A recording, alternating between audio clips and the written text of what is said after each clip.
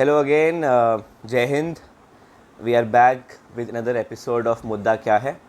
आज हमारे साथ एक बहुत ही स्पेशल गेस्ट हैं, एक बहुत ही स्पेशल पार्टी से, मिस्टर अमित कपूर जी, जो एक सीनियर आप नेता हैं और आज हम इनसे बातचीत करने आए हैं यहाँ पे इनके घर पे. Sir thank you so much हमें इनवाइट करने के लिए. पहले थैंक यू, हमें करना चाहिए. आप तकीम की टाइम निकाल के हमारे पास आए. सर बताइए, लेट्स जस्ट स्टार्ट. आप अपने बारे में बताइए, पॉलिटिक्स में कैसे आना हुआ, थोड़ी सी अपनी जर्नी, आम आदमी पार्टी कैसे हुई, प्लीज़. देखिए, मैं आपको बता दूं कि मैं बड़ा आम परिवार से हूं. मैं समाज सेवा में बड़ा विश्वास रखता था. मैंने एक नॉन पॉलिटिकल संगठन बनाया, डोगरा संगठन. जब एक नॉन पॉलिटिकल संगठन बनाया तो मुझे शौक़ था कि मैं लोगों की सेवा करूं, लोगों की आवाज़ उठाऊं. तो काफ़ी केसेस मैंने उसमें उठाए हैं. अगर किसी के साथ कुछ गलत हो जाता है, या किसी की बच्ची के साथ गलत हो जाता है, किसी विडो के साथ गलत हो जाता है, या किसी बुज़ुर्ग के साथ गलत हो जाता है, कुछ भी गलत होता है ना, मैं उसकी आवाज़ उठाता था. तो काफ़ी केसेस मैंने उसमें उठाए. एक टाइम आया कि 18/3/2019 का वो दिन था. हमारे रिलेटिव ही थे. उन्होंने मुझे बताया, कहते हमें तो आवाज़ उठाता है, लेकिन दिन ब दिन तेरा क्या हो रहा है कि दुश्मनी बढ़ती जा रही है. तो मैंने कहा दुश्मनी बढ़ती जा रही है, लेकिन मैं तो समाज सेवा कर रहा हूँ. तो कहते अगर तूने ये करना है ना, तो फिर ऐसी समाज सेवा कर कि ये मुद्दा कोई नहीं उठा सकता. तो एक बहसबाजी हो गई उनके साथ कि वो कहते अमित ये तू कर रहा है, लेकिन तू डर के भाग जाएगा अगर तेरे को ये मुद्दा उठाएगा. तो मैंने कहा ऐसा कौन सा मुद्दा है कि मैं डर के भाग जाऊँगा.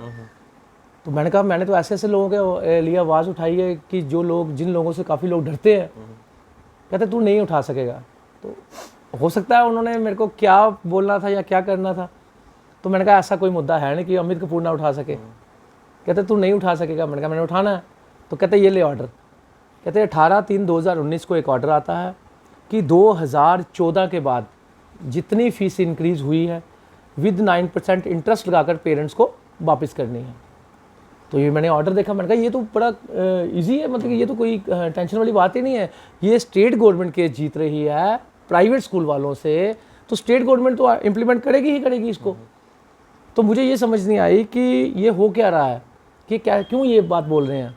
जब मैं इसमें घुसा, मैंने 1 महीना वेट किया.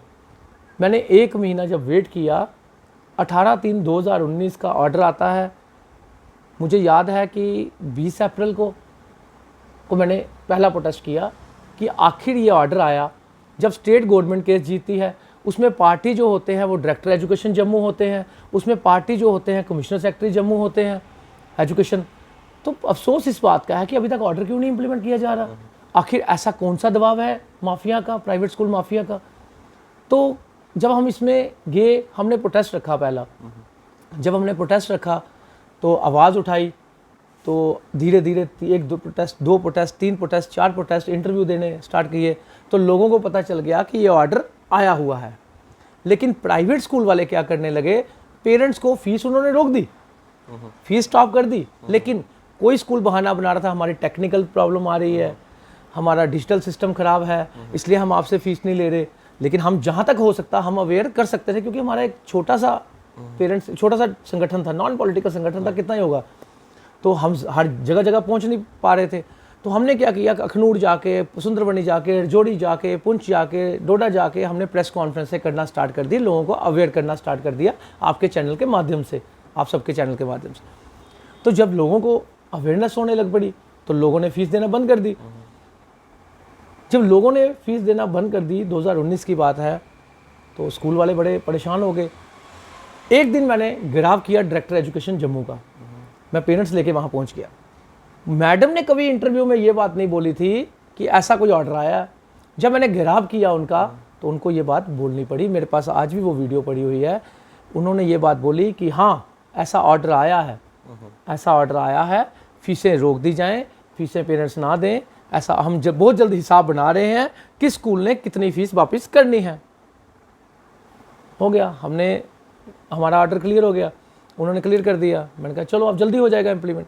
फिर हमने वेट किया, लेकिन कुछ ऐसा नहीं हुआ. ठीक मुझे याद है कि जून महीने की बात है. जून में इन्होंने स्टे ले आए. मई को कि जून को नहीं, जुलाई को जैसे स्कूल खुलने वाले थे ये स्टे लेके आ गए. जब स्टे लेके आ गए, मैंने कहा यार इसको स्टे कैसे मिल गया, जबकि डबल बेंच का फैसला है और स्टेट गवर्नमेंट केस जीती है और इतनी जल्दी स्टे मिल नहीं सकता क्योंकि ये जेन्युइन केस है, ऑलरेडी सुप्रीम कोर्ट का ऑर्डर था। मैंने कहा ये केस कैसे हो सकता है। मैं सुप्रीम कोर्ट पहुंच गया अपनी टीम को लेके। लेकिन जब मैं सुप्रीम कोर्ट पहुंचा, उन्होंने मेरे को बोला कि अमित जी, एडवोकेट ने राय दी कि अमित जी ये स्कूल माफिया बड़ा स्ट्रांग है, इनके पास बहुत पैसे हैं, बड़े बड़े एडवोकेट कर लेंगे, तो आपके एक छोटा सा संगठन है, तो आप एक काम कीजिए, आप एक पेरेंट एसोसिएशन बना लीजिए। तो हमने पेरेंट एसोसिएशन ट्रस्ट जो है रजिस्टर्ड करवा ली, एक पेरेंट एसोसिएशन रजिस्टर्ड करवा ली। तो हम चले गए कोर्ट में। जब सुप्रीम कोर्ट पहुंचे, वहाँ से हमें पता चला कि इनको जो स्टे मिला है वो एक्स पार्टी स्टे है। एक्स पार्टी स्टे क्या होता है, ये वो स्टे है कि अगर director education Jammu commissioner secretary यानी कि स्टेट गवर्नमेंट, इनका प्राइवेट वर्सेस प्राइवेट स्कूल वाले केस हार जाते हैं, डायरेक्टर एजुकेशन जम्मू और कमिश्नर सेक्रेटरी केस जीत जाते हैं। जब ये सुप्रीम कोर्ट जाते हैं प्राइवेट स्कूल वाले, डायरेक्टर एजुकेशन जम्मू और कमिश्नर सेक्रेटरी जो होते हैं ये वहाँ पे सुप्रीम कोर्ट जाते ही नहीं, जबकि इनको 4 बार बुलाया जाता है। एक बार ये जाते हैं, वो भी रजिस्ट्रार के पास, जज के पास, रजिस्ट्रार के पास जाके इन्होंने साइन किए और इन्होंने बोला हम आएंगे, लेकिन ये 3 बार नहीं गए। इसकी वजह से वो एक्स पार्टी स्टे लग गया, यानी कि लोगों का लाखों करोड़ों रुपया जो था वो स्कूल वालों के पास ही रहा। वो आज भी पेरेंट्स को ब्लैकमेलिंग की जाती है और पेरेंट्स बेचारों ने आज भी उस टाइम का पैसा आज भी देना है। तो हमने ये आवाज़ उठाना स्टार्ट की, बड़ी कोशिश की हमने इनको एक्सपोज किया कि एक्स पार्टी स्टे है, एक्स पार्टी स्टे है। आपने देखा होगा मैंने काफ़ी डायरेक्टर एजुकेशन जम्मू का नाम लेके बोला हुआ है। उसके बाद कमिश्नर सेक्रेटरी चेंज हो गए, कमिश्नर सेक्रेटरी का भी हमने नाम लेके बोला हुआ है। लेकिन अफसोस इस बात का है कि फिर हमें पता चला कि ये नेक्सस नहीं, ये बहुत बड़ा नेक्सस है, करोड़ों अरबों रुपए का नेक्सस है। एक स्कूल 3 से 4 करोड़ रुपया जो है वो 1 साल के बाद एनुअल चार्जेस के नाम पे बैंक में डालता है। वो किस लिए? आप मुझे एक चीज़ बताइए, जब हमारा बच्चा हर साल स्कूल पढ़ता है, हर महीने स्कूल जाता है, हम हर महीने फीस देते हैं, उसी फीस में से वो टीचर का खर्चा भी दे देते हैं क्योंकि हम टीचरों के साथ हैं। क्योंकि टीचर अगर पढ़ाती है तो उसको भी तो पैसा चाहिए ना। और टीचरों को चंद पैसे देते हैं और बच्चों से हज़ारों रुपये फीस लेते हैं और टीचरों को चंद हज़ार रुपये देते हैं। तो हर महीने जब हम फीस देते हैं, टीचरों का खर्चा भी निकल गया, इनके स्कूल का खर्चा भी निकल गया, हर चीज़ का खर्चा निकल गया। तो 1 साल के बाद एनुअल चार्ज क्यों? तो हमने एडमिशन फीस जो है वो टोटल बंद हो गई, लेकिन इन्होंने एडमिशन फीस का एनुअल बना दिया, यानी कि वैसे नहीं लूटा तो वैसे लूट लिया। तो एनुअल बना दिया, हमने आवाज़ उठाना स्टार्ट कर दी। फिर बुक्स यूनिफॉर्म का नेक्सस हमने उठाना स्टार्ट कर दिया। अफसोस इस बात का है कि 370 बीच में आ गई और आपको पता ही है उस टाइम क्या किया, नेट वेट सब बंद कर दिए, बाहर निकलना बंद कर दिया, मीडिया शीडिया में आना बंद कर दिया। तो हमारा मुद्दा जो है वो दबता दब गया। लेकिन फिर जैसे 370 मतलब कि माहौल ठीक हुआ, हमने आवाज़ उठाना फिर स्टार्ट कर दी और हम अवेट करते रहे लोगों को। लेकिन स्कूल माफिया इतना हावी हो गया था कि इन्होंने पहले मुझे ख़रीदने की कोशिश की, जब मैं नहीं बिका फिर दबाव बनाया और तो और पुलिस से केस बनवाए, बड़ा कुछ किया। मेरे ऊपर आज तक थप्पड़ मारने की FIR नहीं है। मेरी 38 ईयर एज है, थप्पड़ मारने की मेरे ऊपर FIR नहीं, एप्लीकेशन तक नहीं, और अमित कपूर की फाइल बन गई। तो ये है माफिया इनका। फिर उसके बाद मेरे ऊपर अटैक करवाया गया, मेरे ऊपर गोलियां तक चलवाई गई। मतलब कि इन्होंने जो हद तक हो सकती, क्योंकि मैं पीछे नहीं हटा, मैंने आवाज़ उठाना स्टार्ट कर दी। कोरोना काल आ गया, कोरोना काल की फीस। जब मुझे एक चीज़ बताइए, सुप्रीम कोर्ट का ये वाला आर्डर आया, सुप्रीम कोर्ट का उसके बाद एक और आर्डर आया कि देखिए इन्होंने कहा कि ट्यूशन फीस लेनी है, सुप्रीम कोर्ट ने कहा ट्यूशन फीस लेनी है। जब सुप्रीम कोर्ट ने ये कहा कि ट्यूशन फीस लेनी है, मुझे आप एक चीज़ बताइए कि सुप्रीम कोर्ट ने ट्यूशन फीस बोला, लेकिन ट्यूशन फीस में जम्मू कश्मीर की प्राइवेट स्कूल एसोसिएशन ने डायरेक्टर एजुकेशन और कमिश्नर सेक्रेटरी के साथ बैठ के ट्यूशन फीस के 5 कंपोनेंट्स में ट्यूशन फीस बांटी थी, जिसमें उन्होंने कहा था कि हम ट्यूशन फीस जो मंथली फीस लेते हैं उसमें टीचर की सैलरी देते हैं। उसी को लेकर इन्होंने ऑर्डर निकलवाया था कोरोना काल में। हम टीचर की सैलरी देते हैं, हम स्कूल के खर्चे निकालते हैं, हम बिजली पानी का बिल देते हैं और हम जो है स्टाफ की सैलरी देते हैं, यानी कि 4-5 कंपोनेंट्स में। जब ट्यूशन फीस 4-5 कंपोनेंट्स में बंट गई थी तो मैंने आवाज़ उठाई कि जब ट्यूशन फीस 4-5 फीस कंपोनेंट में बंटी है तो इस टाइम तो पेरेंट्स जो है वो सिर्फ ऑनलाइन स्टडी यूज़ कर रहे हैं। ऑनलाइन स्टडी का खर्चा नेट का पेरेंट्स कर रहा है, सब कुछ पेरेंट्स कर रहा है, एक टीचर वो यूज़ कर रहे हैं, तो टीचर की सैलरी देने के लिए हम तैयार हैं, लेकिन 5 के 5 कंपोनेंट्स पूरे क्यों दें? वो उसमें भी स्कूल कमाएगा, क्योंकि स्कूल जो होता है वो नो प्रॉफिट नो लॉस पे चलता है। ये 2002 का एक्ट है कि जो भी स्कूल चलाना है, जो भी करना है, वो 2002 के एक्ट के हिसाब से आपको इसी तरह चलाना होगा। तो इन्होंने सुप्रीम कोर्ट का ऑर्डर आ गया, नहीं माना इन्होंने, पूरी मंथली फीस ली लोगों से। कई बेचारे ऐसे हैं जिनकी स्टडी जो है वो बीच में ही छूट गई। कोरोना काल में लोगों के पास खाने के लिए पैसा नहीं था। कोरोना काल में वो हालात थे कि ये 5-5 किलो आटा दे रहे थे, लेकिन लोगों से हज़ारों रुपया फीस का कर्जा चला रहे थे। तो ये हमारी गवर्नमेंट है। तो यही आवाज़ उठाना मैंने कायम रखी। 15% फीस रिड्यूस का ऑर्डर सुप्रीम कोर्ट से आ गया। जब 15% फीस रिड्यूस का ट्यूशन फीस में ऑर्डर आया, वो भी जम्मू कश्मीर के हालात देखिए आज तक इंप्लीमेंट नहीं हुआ। राइट टू एजुकेशन इंप्लीमेंट नहीं हुआ। राइट टू एजुकेशन अगर इंप्लीमेंट हो जाता तो 25% फीस 25% बच्चे फ्री ऑफ कॉस्ट हर एक प्राइवेट स्कूल में पढ़ते गरीबों के। लेकिन अफसोस इस बात का है कि जम्मू कश्मीर में माना ही नहीं जाता। क्यों? क्योंकि जम्मू कश्मीर के स्कूल वाले, जितने भी बड़े बड़े स्कूल वाले हैं, जब भी कोई नया LG आता है, जब भी कोई नया गवर्नर आता है या कोई भी सरकार आती है, तो ये हेरिटेज, गोइंका, योधामल, केसी इंटरनेशनल, केसी गुरुकुल, ये सब जितने भी बड़े बड़े स्कूल्स हैं, जितने भी बड़े बड़े स्कूल्स हैं, इन लोगों के मालिक जो होते हैं वो उन लोगों के साथ बैठे होते हैं। क्योंकि ये सरकार चलाने में इन लोगों का बहुत बड़ा हाथ है, क्योंकि यहाँ से फंडिंग जाती है तो सरकारें चलती हैं। इसी वजह से इन लोगों पे दबाव नहीं बनाया जाता। वरना आप सोचिए कि आज LG गवर्नमेंट है, आपको पता है कि जब सरकारें होती हैं तो लोग परेशान होते हैं, तो जब गवर्नर रूल आता है तो लोगों को राहत मिलती है। लेकिन अफसोस इस बात का है कि यहाँ पे राहत नहीं, क्योंकि बड़े बड़े लीडरों के स्कूल हैं, बड़े बड़े माफियाओं के स्कूल हैं, बड़े बड़े ब्यूरोक्रेट्स के स्कूल हैं, बड़े बड़े ब्यूरोक्रेट्स की वाइफ्स के बच्चे वहाँ पढ़ते हैं, वाइफ्स वहाँ टीचर लगी हुई हैं, बड़े बड़े ब्यूरोक्रेट्स के बच्चे वहाँ पढ़ते हैं, तो उनकी फीसें फ्री हो जाती हैं और आम आदमी को लूटने का एक लाइसेंस मिल जाता है। तो इसी को लेकर मैं चलता रहा, फाइट करता रहा। जब मेरे पे अटैक हुआ 2-3 महीने के लिए, फिर मेरी डिस्क की प्रॉब्लम हो गई, मेरा इलाज हुआ। तो उसके बाद मैंने एक चीज़ देखी, मैं दिल्ली गया हुआ था, तो दिल्ली में मैंने स्कूल देखे गवर्नमेंट स्कूल में देखा। मैंने कहा यार यहाँ पे गवर्नमेंट स्कूल में स्विमिंग पूल है, यहाँ पे गवर्नमेंट स्कूल में स्मार्ट क्लासेस हैं, यहाँ गवर्नमेंट स्कूल में ACs लगे हुए हैं। आप सोचिए, मैंने देखा एक हॉल में 2 AC लगे हुए हैं क्लास में। तो आप सोचिए कि मुझे तो ये हो गया। मैंने कहा यार, मैंने सोचा था कि एजुकेशन पे कुछ करूंगा, तो यार इससे बढ़िया तो पार्टी कोई नहीं है। और मैंने ये सोचा था कि मैं पार्टी में कभी नहीं आऊँगा। तो मुझे साथ ही ऑफर आ गई बीजेपी की। बीजेपी के, मैं नाम नहीं लूँगा, बड़े ओहदेदार लीडर थे, उन्होंने मुझे बुलाया, मैं गया उनके पास। जब मैं उनके पास गया तो उन्होंने मुझे कहता अमित यार देख, तूने नाम बड़ा कमा लिया है। मैंने कहा सर, मैं नाम कमाने के लिए नहीं, मुझे एजुकेशन पे कुछ करना है, मुझे करके दिखाना है। तो कहते यार, तेरे घर में 2 बच्चे हैं, तेरे घर में मर्द कोई है नहीं, तेरी मम्मी, तेरी वाइफ और तेरे 2 बच्चे हैं, तेरे बच्चे KB स्कूल में हैं, तुझे कोई प्रॉब्लम है नहीं, तू दूसरों के बच्चों के लिए क्यों लड़ता है, तू दूसरों के बच्चों के लिए क्यों लड़ता है। इन्होंने बड़ी कोशिश की सर। डायरेक्टर एजुकेशन ने मेरे खिलाफ एक एप्लीकेशन दी कि अमित कपूर ब्लैकमेलर है। तो मैंने RTI लगाई डायरेक्टर एजुकेशन को कि मैडम आपने ये वर्ड यूज़ किया, इसका जवाब दे दो कि मैंने आपको आज तक कोई ट्रांसफ़र के लिए बोला, कभी कोई कॉल की, कभी किसी स्कूल से पैसा मांगा, एक भी कुछ चीज़ है मुझे साबित कर दो। तो डायरेक्टर एजुकेशन ने RTI का जवाब मेरे पास अभी भी पड़ा हुआ है। उसने कहा कि सर मुझे पता नहीं था, इन्होंने मुझे पेपर की कटिंग बताई और इन्होंने मुझे 25 स्कूल वालों ने साइन करके दिए, जैसे एप्लीकेशन दी तो मैंने वैसे दे दी। अब मैं जो है मैं DC रैंक में जा रही हूँ कहीं और, तो मेरा कोई लेना देना नहीं इन चीज़ों से, तो आप प्लीज़ मेरे पे केस मत कीजिएगा। तो ये बातें जो मैं बता रहा हूँ, आप सोचिए मेरी जिन न्यूज़पेपरों ने न्यूज़ लगाई वो सब के सब स्कूल वाले हैं, सबके सब। एक पेपर मुझे ऐसा बता दीजिए जिनका स्कूल नहीं है। सबके स्कूल हैं। नहीं, 3 से 4-5 पेपर हैं जिन्होंने न्यूज़ लगाई थी। वो कौन है? सबके सब स्कूल वाले।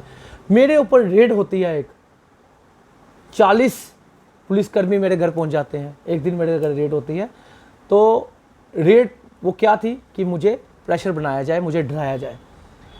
लेकिन उस टाइम मेरे घर कैमरे लगे थे, अंदर कोई आया नहीं। तो मैं दूसरे दिन सुबह निकला, मैंने हाई कोर्ट में एक अर्जी दे दी कि IG जम्मू, IG कश्मीर मेरे ऊपर जितनी भी FIR है मेरे ऊपर लाई जाए। जब मैंने FIR मंगवाई, मेरे ऊपर कोई FIR नहीं निकली। आज आके जब पुलवामा सैनिक शहीद हुए थे, मुझे गर्व है, मैं बड़ा प्राउड महसूस करता हूँ, क्योंकि वो 18/3 से पहले की बात है। आप समझ सकते हैं कि उस टाइम पहले की वो ये हुआ था, तो हम लोग इन चीज़ों में साथ दिया था। हमने देश हित में प्रोटेस्ट किए थे। हमने ये कहा था कि पुलवामा सैनिक जो शहीद हुए हैं, जिन मिलिटेंटों ने उनको मारा है, उनसे बदला लिया जाए। तो एक भी कोई ऐसी वीडियो नहीं जहाँ पे अमित कपूर ने कोई गाड़ी जलाई हो, कोई कुछ किया हो, क्योंकि अमित कपूर का ये काम नहीं। अमित कपूर का काम है प्रोटेस्ट करना।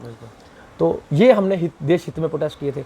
वो 2 FIRs प्रोटेस्ट की FIR, उसके अलावा अमित कपूर के ऊपर कुछ भी नहीं निकला। मतलब कि जहाँ से हो सकता था इन्होंने हरास करवाने की कोशिश की, हर तरफ से परेशान करने की कोशिश की, ये नहीं। तो मैंने इनका बोला, मैंने कहा अगर आप बुक्स, जब केंद्रीय विद्यालय सबसे बड़ा संगठन है, केंद्रीय विद्यालय सबसे बड़ा संगठन है पूरे देश में, जब वहाँ पे एनसीईआरटी की बुक से बच्चे आईएएस आईपीएस बन सकते हैं, वहाँ से एनसीईआरटी की बुक से बच्चे जो हैं वो कहीं पे भी compete कर सकते हैं, तो ऐसा कौन सा है ऐसे प्राइवेट स्कूलों में जहाँ पे 6-6, 10-10 हज़ार रुपये का सेट बिकता है और सिंगल बुक्स नहीं मिलती और पर्टिकुलर शॉप पे बुक्स मिलती है? ऐसा कौन सा इनमें नेक्सस है, ऐसा कौन सा बुक्स में इन्होंने वो डाल दिया है कि वही बुक्स जो है, जो 100 रुपये की बुक्स में बच्चा पढ़ता है, वही 1000 रुपये की या 500 रुपये की बुक्स हो जाती है? तो आप मुझे बताइए कहाँ से लाएंगे? नहीं, मैं बिल्कुल आपकी बात से सहमत हूँ। मैं आपको बता दूं कि ये बुक्स का नेक्सस, यूनिफॉर्म का नेक्सस ये रोक ही नहीं पाए। एक स्कूल में 3 से 4 यूनिफॉर्म, हर साल यूनिफॉर्म चेंज, यानी कि वो बच्चा जो है वो बेचारा दूसरी बार यूज़ ना कर जाए। बुक्स जो है, एक तो होता है स्कूल की बुक्स चेंज, यहाँ पे ऐसा है कि हर क्लासेस की हर साल बुक्स चेंज, यानी कि एक 8th क्लास का बच्चा जो है, हम पढ़ते थे जब, तो हम 10th में पढ़ते थे, मेरा छोटा भाई जो है वो 9th वो कर लेता था, या मेरी छोटी बहन थी तो वो कर लेता था। लेकिन यहाँ पे ऐसा नहीं, हर साल बुक्स चेंज, यानी कि चैप्टर आगे पीछे किए, बुक्स चेंज, यानी कि नेक्सस वही चला, और अपने पब्लिश करवाई हुई बुक्स, अपने एमआरपी। तो ये नेक्सस नहीं तो क्या था? तो इसी को लेकर जब हुआ, तो मुझे बीजेपी लीडर से एक ऑफर आई, तो मैं चला गया मिलने। तो मेरे साथ मेरे जो दोस्त, मतलब मेरे साथ पेरेंट एसोसिएशन के अजय डोगरा जी, हम दोनों ने इकट्ठे स्टार्ट किया था, तो वो हम दोनों चले गए। तो उन्होंने मुझे कहा, कहते अमित कपूर तू बोल कहाँ से तू इलेक्शन लड़ेगा? मैंने कहा सर इलेक्शन तो बड़ी दूर की बात है, आपने बुलाया किसके लिए? कहते ये मुद्दा छोड़ दे यार। कहता बड़ी कोशिश की तेरे को दबाने की, तेरे को करने की, तू नहीं हटा। तो पागल ये सोच, तेरी फैमिली है, ये है, वो है, मतलब ये होता है ना कि बिल्कुल। मैंने कहा सर बीजेपी वाले जो हैं वो तानाशाही करते आए, बीजेपी वाले जो हैं वो तानाशाही करते आए, लेकिन तानाशाही उन पे चलती है जो सहते हैं। मैंने कहा मैं तानाशाही नहीं सहता, मैं लोगों की, गरीबों की आवाज़ उठाता रहूँगा। नहीं अमित तू बोल क्या चाहिए तेरे को? पैसों की ऑफर, ये वो, तेरे को लीडरशिप में ले लेते हैं, तेरे को डायरेक्ट एक संगठन बना देते हैं, तेरे को इलेक्शन लड़ा देंगे, हम दूसरे को टिकट नहीं देंगे तेरे एरिया में, तुझे टिकट देंगे, तेरे को पता बीजेपी जीती हुई है। मैंने कहा सर बीजेपी जीती हुई है, हारी हुई है, मुझे उन चीज़ों से लेना देना नहीं। आप मुझे बताओ कि इस मुद्दे का क्या करना है, इस मुद्दे का हल कैसे करोगे? तो उन्होंने मेरे को कहा कि ये मुद्दा नहीं चलेगा, बस ये प्राइवेट स्कूल वालों से हमें बड़ी फंडिंग आती है, ये मुद्दा नहीं चलेगा, क्योंकि प्राइवेट स्कूल वाले पूरे देश में जितने हैं वो बीजेपी को फंडिंग देते हैं, तो इसलिए ये मुद्दा नहीं चलेगा। बिल्कुल। तो यहाँ से पता चलता है कि अगर आप ये नेक्सस, मतलब कि अगर आप नेक्सस ये ख़त्म करना ही नहीं चाहते तो अमित कपूर क्यों जाता बीजेपी में? तो इसकी फिर क्या किया मैं आ गया। तो मैंने आपको सुनाया, फिर स्कूल देखने जब मैं गया तो मैंने एक राउंड मारना ज़रूरी समझा स्कूल का। जब मैंने स्कूल का राउंड लगाया तो मुझे पता चला कि ये नेक्सस जो है इतना बड़ा नेक्सस है कि बीजेपी इसको ख़त्म नहीं कर सकती, सिर्फ एक आदमी ख़त्म कर सकता है, वो अरविंद केजरीवाल साहब, जिन्होंने ऑप्शन दे दी। गवर्नमेंट स्कूल ऐसे बना दिए जहाँ पे इंफ्रास्ट्रक्चर अच्छा था, स्मार्ट क्लासेस थी, डिजिटल सिस्टम था और स्विमिंग पूल तक था। तो वैसे वही चीज़ हमने की। जब ये चीज़ें हुई, जब ये चीज़ें हमने देखी, तो फिर हमारी एक बात चली किसी से, तो फिर हम आम आदमी पार्टी में आ गए। आज उसकी मिसाल देखिए, सबसे बड़ी मिसाल जो है वो सबसे बड़ी मिसाल ये है कि आप भगवंत मान जी को देख लीजिए। उन्होंने आते ही प्राइवेट स्कूल वालों को साफ साफ बता दिया, कोई प्राइवेट स्कूल फीस नहीं बढ़ा सकता, कोई private school books particular shop पे नहीं सेल करवा सकता, मतलब यूनिफॉर्म के लिए नेक्सस। यानी कि आज तक कभी आपने स्टेट का कोई भी सीएम देखा सिवाय अरविंद केजरीवाल साहब के, आम आदमी पार्टी के, या फिर भगवंत मान जी के, कि कोई स्कूल ने, कोई सीएम ने प्राइवेट स्कूलों के बारे में ऐसा कहा हो? ये पहले। तो फिर हम इसलिए इस पार्टी में अरविंद केजरीवाल साहब की नीतियों को देखते हुए हम इस पार्टी में आए, और आज भी हम वही मुद्दे उठा रहे हैं, वही उसी पे फाइट कर रहे हैं, उसी पे लड़ रहे हैं। ठीक है, थैंक यू। मतलब काफ़ी अच्छा आंसर, इसमें हमें एटलीस्ट ये काफ़ी अच्छी क्लैरिटी मिल गई कि आपके मुद्दे क्या हैं, जो हमारे शो का नाम भी है मुद्दा क्या है। इसमें आपने कुछ चीज़ें मेंशन करी जिसमें मैं जाऊँगा और अपनी समझ से सवाल पूछूंगा, बिकॉज आई थिंक ये क्वेश्चन जब भी आम आदमी पार्टी का मेंशन होता है, अरविंद केजरीवाल मॉडल का मेंशन होता है, ये क्वेश्चन हमेशा सामने आते हैं।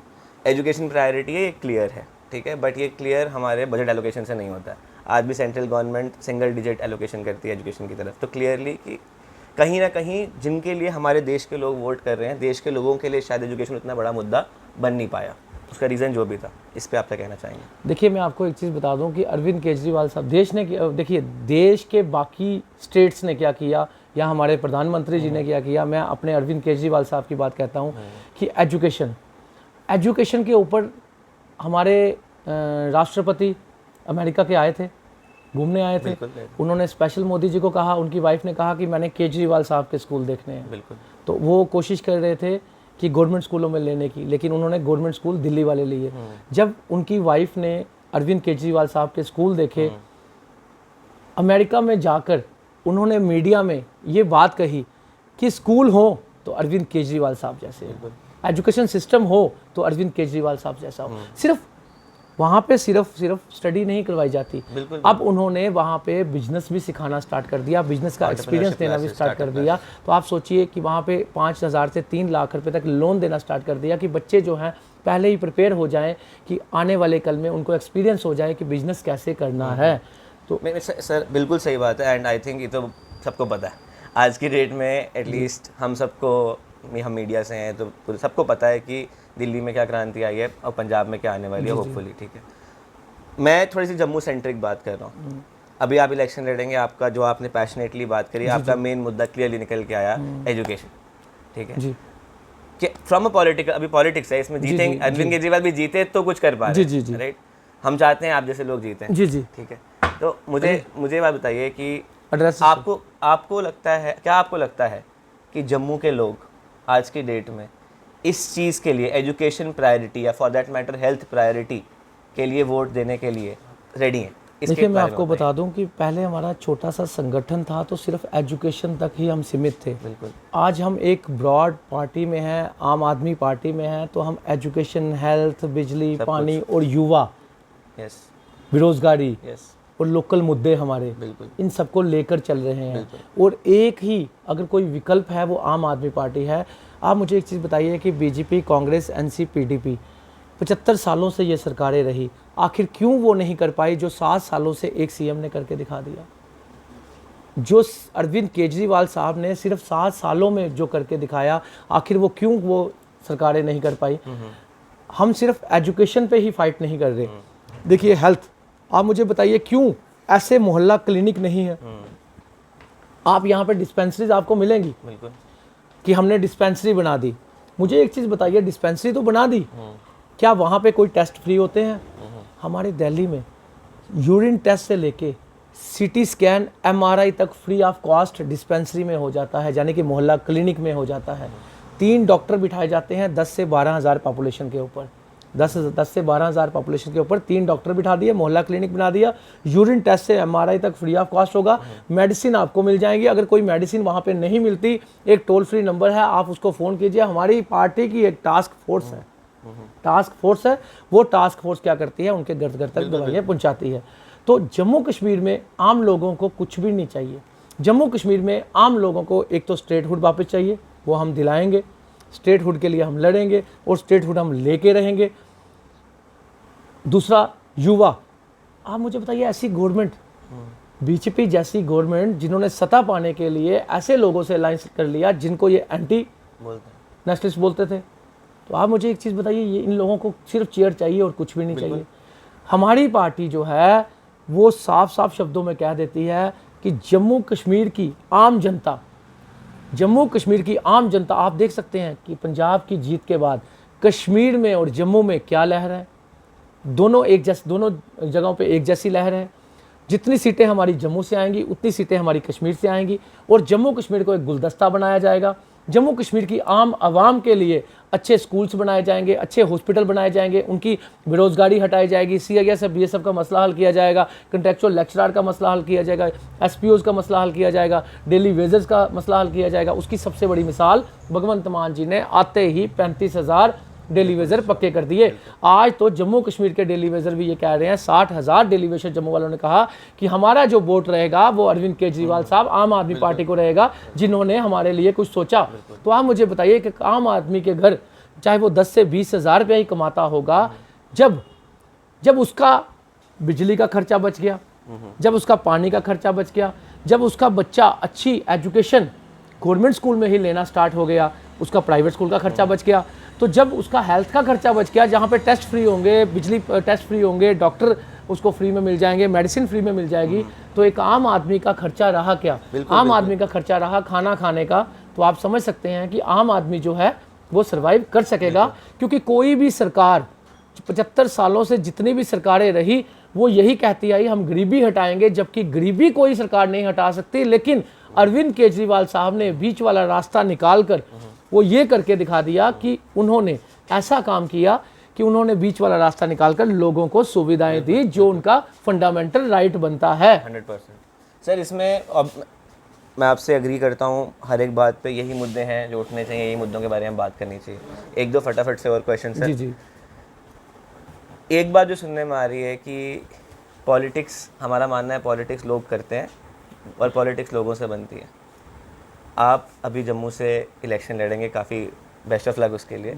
बट जो आपकी जैसे कि देखिए मैं आपको एक चीज़ बता दूंगा, मैं आपको थोड़ा अलग सवाल है।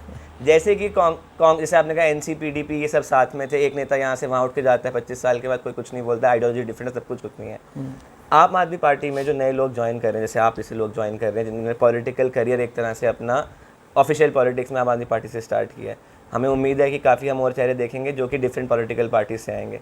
पर ये तो वही बात होगी, लोग तो वही रह गए, तो कैसे बदलेंगे इसको? देखिए मैं आपको बता दूं, सबसे पहले तो मैं आपको एक चीज़ बता दूं, क्लियर कर दूं आपके चैनल के माध्यम से कि अमित कपूर इलेक्शन नहीं लड़ेगा। अच्छा। अमित कपूर संगठन में रहेगा। अमित कपूर का सपना है कि एजुकेशन का सुधार करना। अमित कपूर का सपना है कि जम्मू कश्मीर में बदलाव लाना। अमित कपूर का सपना है कि हमारे जम्मू के आम लोग और कश्मीर के आम लोग जिनको लड़ाया जाता था हिंदू मुस्लिम की राजनीति से, इनको लड़ाया जाता था जातिवाद की राजनीति से, इन लोगों में भाईचारा पैदा करना और इन लोगों के बच्चों के फ्यूचर बनाना अमित कपूर का ये सपना है। अमित कपूर संगठन तैयार करने के लिए लगा हुआ है और वो संगठन तैयार करके फिर कहाँ जहाँ मेरे हाईकमांड मेरी ड्यूटी लगाएगी वहाँ पे हम सब मिलकर वहाँ पे ड्यूटी देंगे। हम तो चाहते हैं आप इलेक्शन लड़ें। लेकिन मैं इलेक्शन नहीं लड़ूंगा, लेकिन मैं स्कूल ऐसे बनवा के जाऊँगा, मैं हॉस्पिटल्स ऐसे बनवा के जाऊँगा, मैं मोहल्ला क्लिनिक ऐसे बनवा के जाऊँगा जिस तरह दिल्ली मॉडल है। वो आम आदमी पार्टी जो है इलेक्शन कौन लड़ रहा है?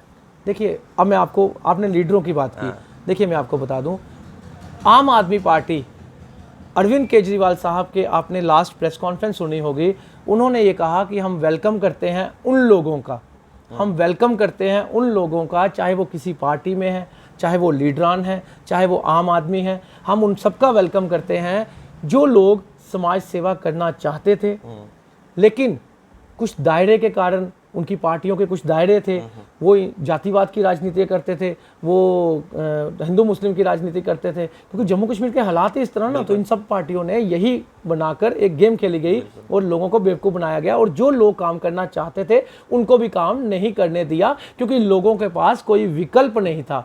आज वो लीडर हमारे पास आ रहे हैं जिन लीडरों के पास एक विकल्प मिल गया है। वो सेवा तो करना चाहते थे मगर उनके पास कोई विकल्प नहीं था, वही विकल्प बनकर आम आदमी पार्टी आज उभरी है, चाहे वो आम लोग हों चाहे वो लीडर्स हों। तो बाकी रही इलेक्शन की बात, तो हमने ये साबित कर दिया कि आम आदमी पार्टी जो है उसकी टिकट बिकती नहीं है। आम आदमी पार्टी जो है उसकी टिकट एक मोबाइल ठीक करने वाला चीफ मिनिस्टर के खिलाफ खड़ा हो जाता है। तो यहाँ से साबित होता है कि आम आदमी पार्टी जो है वो आम आदमी की है और हमारे आम आदमियों में से लीडर निकलेंगे। आम आदमी एक ही इलेक्शन लड़ेगा और जो लीडरान सही होंगे, पब्लिक के भरोसेमंद होंगे, पब्लिक का विश्वास जीता होगा, तो वो भी टिकट लेंगे, वो भी जीतेंगे। और टिकट हमारी सर्वे में मिलती है, वो केजरीवाल साहब डिसाइड करते हैं, वो आम आदमी कोई भी डिसाइड नहीं कर सकता। परफेक्ट। एक आखिरी सवाल सर, आपने अपने इंट्रोडक्शन में कहा कि स्कूल नेक्सस इसलिए नहीं टूट पाया क्योंकि जो बड़े बड़े स्कूल हैं, जो बड़े बड़े जम्मू कश्मीर जो बड़े बड़े स्कूल हैं, दे एक अमाउंट ऑफ मनी चले जाता है, एक ट्रांजैक्शनल रिलेशनशिप है लीडर्स के साथ, ब्यूरोक्रेट्स के साथ, जिससे नहीं हो पाया। अब अगर ये पैसा नहीं आएगा आम आदमी पार्टी के पास इस नेक्सस से, तो आम आदमी पार्टी के पास पैसा कहाँ से आएगा इलेक्शन लड़ने के लिए? मैं आपको बता दूं कि आम आदमी पार्टी को पैसा चाहिए नहीं। अच्छा, इलेक्शन लड़ने के लिए क्या पैसा चाहिए, मुझे ये बताइए। आप मुझे बता दीजिए कि इलेक्शन लड़ने के लिए क्या पैसा चाहिए। इलेक्शन लड़ने के लिए दूसरी पार्टियों को पैसा चाहिए क्योंकि उन्होंने लोगों को शराबें पिलानी होती हैं, लोगों के घर रिश्वत पहुंचानी होती है, लोगों को पेमेंट देके वोट देना होता है। आम आदमी ही इलेक्शन लड़ेगा। आम आदमी पार्टी जो है इतना विश्वास जिता चुकी है लोगों पे, इतने काम कर चुकी है दिल्ली में, और आने वाले कल में जो पंजाब की जनता ने विश्वास जताया, आम आदमी पार्टी को पैसा नहीं चाहिए इलेक्शन लड़ने के लिए। आम आदमी को आम लोग चाहिए जिनका विश्वास जिनका विश्वास चाहिए, हमें आम आदमी का विश्वास चाहिए, जो हमने जीत लिया हुआ है। आम आदमी पार्टी जो है, अरविंद केजरीवाल साहब जो हैं, वो आम आदमी के दिल में बस चुके हैं और आम आदमी को कोई पैसा इलेक्शन लड़ने के लिए नहीं चाहिए, वो दूसरी पार्टियों को चाहिए होता है। शायद उसी की बदौलत आज तक वो प्राइवेट स्कूलों के खिलाफ नहीं बोल पाए, आज तक वो प्राइवेट स्कूलों का नेक्सस नहीं खत्म कर पाए। और मात्र एक पार्टी, जैसे आपने पंजाब में देख लिया, भगवंत मान जी ने आते ही प्राइवेट स्कूलों पर नकेल कस दी, हमारे अरविंद केजरीवाल साहब ने आते ही कस दी। और पहली सरकार ऐसी है जिन्होंने ये भी कह दिया कि हमारा एमएलए एक बार बना हो, चाहे 2 बार बना हो, चाहे 3 बार बना हो, जो एक बार पेंशन लेगा वो चाहे वो 3 बार बना हो, लेकिन पेंशन उसको एक बार ही मिलेगी। बिल्कुल सर, और बेस्ट ऑफ लक। होपफुली आम आदमी पार्टी काफ़ी अच्छा करती है जब भी हमारे अगले इलेक्शंस होंगे। बहुत मज़ा आया आपसे बात करने के लिए, बहुत पैशनेट आप, thank you so much. Thank you.